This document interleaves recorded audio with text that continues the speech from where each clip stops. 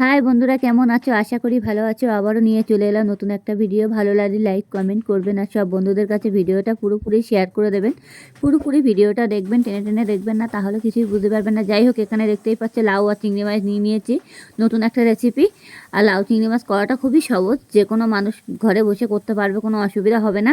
আর অবশ্য চিংড়ি মাছ নিয়ে নিয়েছি, এখানে আমার অনেকগুলো চিংড়ি মাছ আছে। যাই হোক, এখন আমি তাড়াতাড়ি করে কেটে কুটে নিয়েছি, নিয়ে এখন আমি কড়াই বসিয়ে দিয়েছি। চলো আমি কড়াইটা ভালো করে গরম করিয়ে নেব।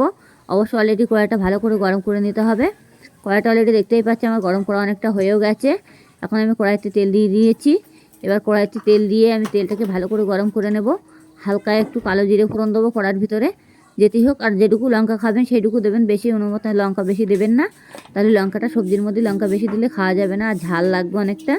যাই হোক, আমি এখন কালো জিরে ফোড়ন দিয়ে দিয়েছি তেলের মধ্যে। দিয়ে এখন আমি এবার কাঁচা লঙ্কা দেবো। এবার কাঁচা লঙ্কা যেটুকু দেওয়ার মতো সেটুকু দেবেন, আপনারা যেমন খাবেন তেমন দেবেন। যাই হোক, আমি এখানে দেখতে পাচ্ছি লঙ্কাগুলো এমনিতে ঝাল নেই, অবশ্যই লঙ্কাগুলো দিয়ে দিয়েছি, পুরোগুলো লঙ্কা এমনিতে লঙ্কাগুলো তেলের মধ্যে দিয়ে দিয়েছি, কালো জিরে আর লঙ্কা। এবার আমি চিংড়ি মাছটাকে দিয়ে দেবো কড়ার ভিতরে। এই যে এখানে কিন্তু অনেকগুলো চিংড়ি মাছ আছে, প্রায় 400-500 মতো চিংড়ি মাছ আছে এখানে। এবার চিংড়ি মাছগুলো আমি অবশ্য ভালো করে বেছে নিয়েছি, খোসা ফেলেও দিয়েছি চিংড়ি মাছগুলো, নাহলে খোসা না ফেললে পরে চিংড়ি মাছগুলো খোসা দাঁতে বাঁধবে। আর চিংড়ি মাছের উপরে যে শিরাটা আছে, অতি অবশ্যই শিরাটা ফেলতে হবে। শিরাটা না ফেললে পরে তখন এটা বালি বালি লাগবে আর অনেক সময় পেট খারাপ করবে। যাই হোক, অতি অবশ্যই আপনারা যখন চিংড়ি মাছটা খাবেন তখন চিংড়ি মাছের শিরাটা ফেলে দেবেন, তাহলে হাতে যে অ্যালার্জি ভাবটা থাকে সেটাও থাকবে না। অনেক সময় অনেকে চিংড়ি মাছ খেলে পরে হাতে অ্যালার্জি ভাব হয়, সেটার জন্য চিংড়ি মাছের শিরাটা ফেলে দিতে হয়। ওপরে শির দ্বারাতে দেখবেন কালো কালো একটা শির দ্বারায় একটা মানে থাকে, শিরা থাকে, সেটা ফেলে দিতে হবে। এমনি কাঁটা চামচ দিয়েও ফুটো করে ফেলতে পারো, নাহলে একটা কাঠি দিয়েও ফেলতে পারো, কোনো অসুবিধা নেই। যাই হোক, চিংড়ি মাছটাকে আমি এখন ভালো করে ধুয়ে নিয়ে কেটে কুটে আমি তো ভাজা বসিয়ে দিয়েছি অলরেডি। এইভাবে ভেজে নিতে হবে, চিংড়ি মাছগুলো পুরো লাল লাল করে ভেজে নিতে হবে। আর চিংড়ি মাছ, মরা চিংড়ি মাছ হলে একটু চিংড়ি মাছের জল ছেড়ে দেবে। অবশ্য চিংড়ি মাছটাকে ভালো করে জল ঝরা দিয়ে নিতে হবে, তাহলে জলটা আর ছাড়বে না। যেতেই হোক, আমার চিংড়ি মাছটা অবশ্য ফ্রিজে রেখে দিয়েছিলাম, যার জন্য চিংড়ি মাছটা একটু জল জল হয়ে গেছে। আর মরে গেলে চিংড়ি মাছে এমনি জল টানে প্রচুর পরিমাণে, সেটা তো সবাই জানো। যাই হোক, চিংড়ি মাছটাকে জলটাকে ভালো করে শুকনো করে নিতে হবে ভেজে। অলরেডি দেখতেই পাচ্ছ, অলরেডি আমার অনেকটা জলটা কমেও গেছে, আর চিংড়ি মাছে কোনো জল ভাবটা থাকবে না। এই যে দেখতেই পাচ্ছ জলটা কতটা কমেও গেছে। এইভাবে জলটাকে পুরো শুকনো করে ফেলতে হবে, পুরো ভাজা ভাজা হয়ে যাবে। জলটা যতক্ষণ না টানবে ততক্ষণ আমার চিংড়ি মাছটা অলরেডি ভাজা হবে না। আর চিংড়ি মাছের জল থাকলে চিংড়ি মাছটা ভাজা হবেও না, তখন সিদ্ধ সিদ্ধ হয়ে যাবে আর কি। যাই হোক, লবণ হলুদ দিয়ে ভালো করে ভেজে নিতে হবে। আর লঙ্কাটা আবারও বলছি, যেমন খাবেন লঙ্কা তেমন দেবেন, বেশি লঙ্কা দিতে যাবেন না, তাহলে কিন্তু ঝাল হয়ে যাবে প্রচুর পরিমাণে। এখন আমি 1 ফোঁটা জিরের গুঁড়ো দিয়ে দিচ্ছি হালকা পরিমাণে। এবার দেখতেই পাচ্ছ, এবার আমি একটু হলুদ দেবো। এই যে হলুদটা দিয়ে দিচ্ছি। এখন আমি লবণটা দেবো না, যেটি হোক আমার চিংড়ি মাছের লবণটা দেওয়া আছে, অল্প চিংড়ি মাছের মতো দেওয়া আছে লবণটা। এবার আমি যে লাউটা দেবো তখন আমি পরে দেবো, না হলে লাউটা যদি বেশি হয়ে যায়, সেই কারণে একটু পরে লবণটা দেবো, আমি এখন দিচ্ছি না। এই যে এভাবে ভেজে নিতে হবে এক এক করে, ভালো করে। অলরেডি ভাজাও হয়ে গেছে দেখতে পাচ্ছ। আর দেখবে যখন হালকা হালকা লেগে যাচ্ছে তখন গ্যাসটাকে কমিয়ে দেবে। চিংড়ি মাছটা হয়ে যাওয়ার সময় একটু হালকা লেগে যাবে, এটা ভয় পাওয়ার কোনো কারণ নেই। আমি একটু হালকা চিনি দিয়ে দিচ্ছি। এবার চিনিটা দিতে হবে, যেটি হোক আমি সবজি দেবো তো তার জন্য একটু চিনিটা দিতে হবে। চিনিটা সবজির মধ্যে দিলে মানে সবজি কোনো কোনো সবজির মধ্যে লাগবে, কোনো কোনো সবজির মধ্যে লাগবে না, সেই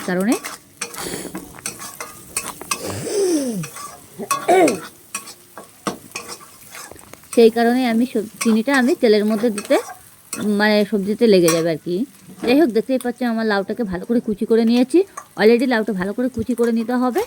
এই যে আপনারা চাইলে মানে ঘষে নিতে পারো, কিন্তু শক্ত লাউ হলে ঘষে নেবেন। আর জালি হলে তার ঘষার তো কোনো দরকার পড়ে না, বটি দিয়ে কাটা হয়ে যাবে অলরেডি। এটা কিন্তু আমি বটি দিয়েই কেটে নিয়েছি।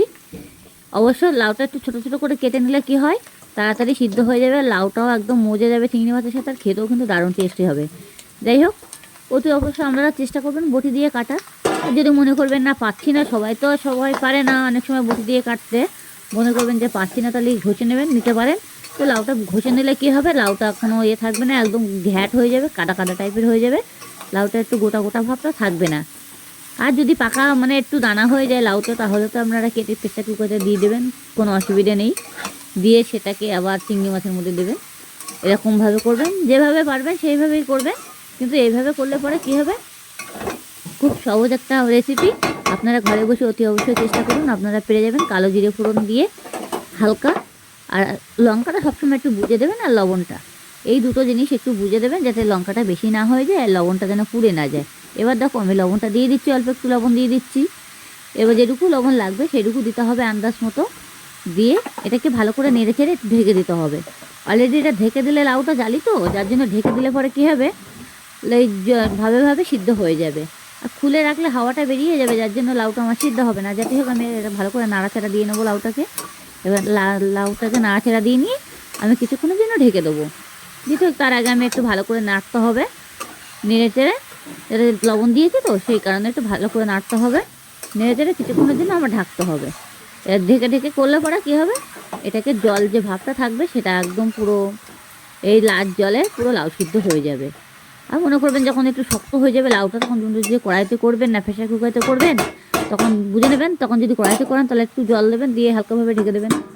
যাই হোক আমি এখন জল দিইনি, আমি কিন্তু লাউটাকে পুরোপুরি ঢেকে দিয়েছি, দেখতেই পাচ্ছ আপনাদের সামনে।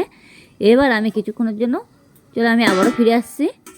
এবার দেখো আমার লাউটা অলরেডি কতটা কমে গেছে, এদের জল ভাতটা ছেড়ে দিয়েছে, লাউর ভিতরে যে জলটা ছিল সেটাও দেখেছো। এবার এটাকে ভালো করে নাড়াচাড়া দিতে হবে, দিয়ে আবারও কিছুক্ষণে নেড়ে চেড়ে আবারও কিছুক্ষণে ঢেকে ঢেকে দিতে হবে। দিলে পুরোপুরি লাউটা একদম পুরো হয়ে যাবে, নরম হয়ে যাবে আর সিদ্ধও হয়ে যাবে।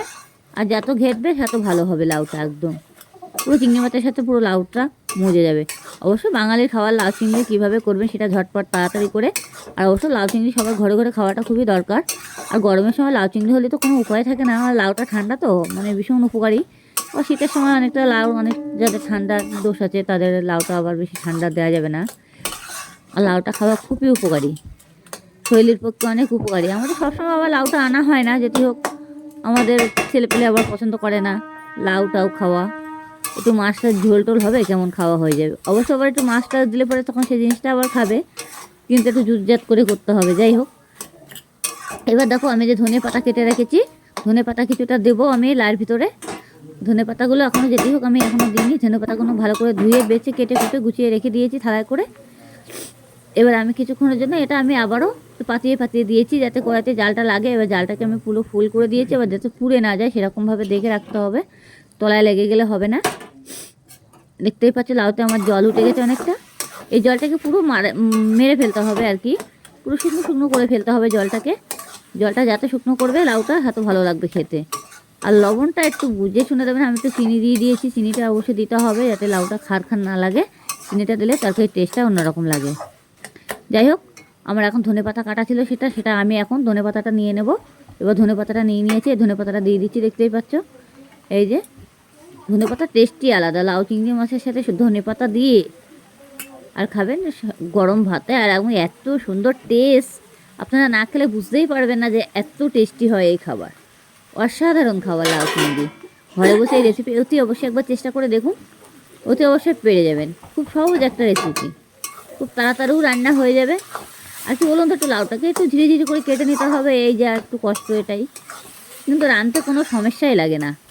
হালকা একটু কালো জিরে ফোড়ন আর কাঁচা লঙ্কা, দেখতেই তো পাচ্ছ আমি কীভাবে করছি, এইভাবে করে দেবেন। দেখতেই পাবে এত টেস্টি হয়, ঘরে বসে এই রেসিপি একবার করে দেখুন তাহলে বুঝতে পারবে, একবার খেলে বারবার খেতে ইচ্ছে করবে এরকম। এবার এইভাবে একটুখানি কিছুক্ষণের জন্য নাড়াচাড়া দিয়ে নিতে হবে। আর এমনি ঠান্ডার সময় তো লাউ চিংড়ি অনেক সময় খাওয়াটা খুবই দরকার, অনেক সময় অনেকের পেট টেট গরম হয়, সেগুলো আর হবে না আর কি।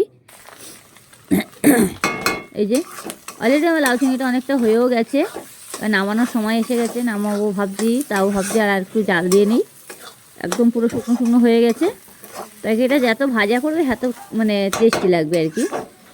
লাউতে জল ভাবটা যেন না থাকে সেরকমভাবে করলে হবে না, জল থাকলে হবে না, যাতে একটু ভাজা ভাজা হয়ে যাবে। কতগুলো লাউ আমার কতটুকুনি হয়ে গেছে দেখতেই পাচ্ছ, একদম অ্যাকচুয়ালি বলতে গেলেও চলবে, চিংড়ি মাছ আর লাউ একই লেভেলে হয়ে গেল। এবার যাই হোক আমার তরকারিটা অলরেডি হয়েও গেছে, লাউ তরকারিটা। এবার আমি একটা পাত্রে ঢেলে নেব বাটির ভিতরে, দেখতেই পাচ্ছ এরকম আমি ঢেলে নিয়ে নিয়েছি। অলরেডি তরকারিটা পুরোপুরি কমপ্লিট হয়ে গেছে। এবার আমরা এখন পরিবেশন করব। ভালো লাগলে একটা লাইক কমেন্ট করবেন, আর সব বন্ধুদের কাছে ভিডিওটা পুরোপুরি শেয়ার করে দেবেন।